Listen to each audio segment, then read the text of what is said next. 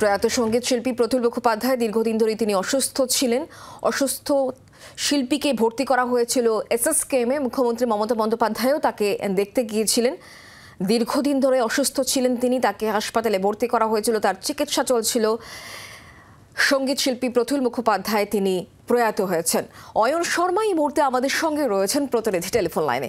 অয়ন, দেখো, প্রতুল মুখোপাধ্যায় তিনি অসুস্থ ছিলেন দীর্ঘদিন ধরে। এসএসকেএম মেডিকেল কলেজ হাসপাতালের যে মেন ব্লক ছিল সেখানে দীর্ঘদিন তিনি ভর্তি ছিলেন।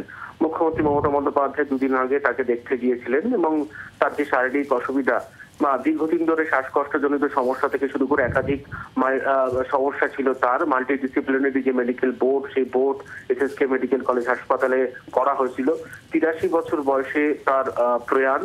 ইতিমধ্যেই তোমাকে বলে রাখি, আজ সকালবেলাতে হাসপাতাল সূত্র মারফত এখনো পর্যন্ত যেমনটা জানা গিয়েছে, আজ সকালেই প্রয়াত হয়েছেন তিনি।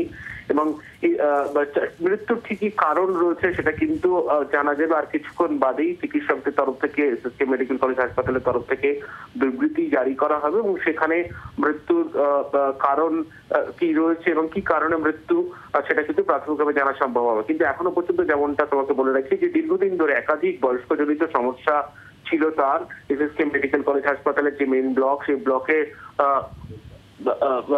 ভর্তি ছিলেন তিনি এবং সেখানে ক্যান্সারে আক্রান্ত হয়েছিলেন এবং একাধিক সমস্যা তার ছিল এবং সেখান থেকে কিন্তু শেষ পর্যন্ত তাকে আর সুস্থ করা গেল না। চিকিৎসকরা একাধিক চেষ্টা করেছিলেন, তারপরেই কিন্তু তার এই প্রয়াণ। শুক্লা। অয়ন, ধন্যবাদ।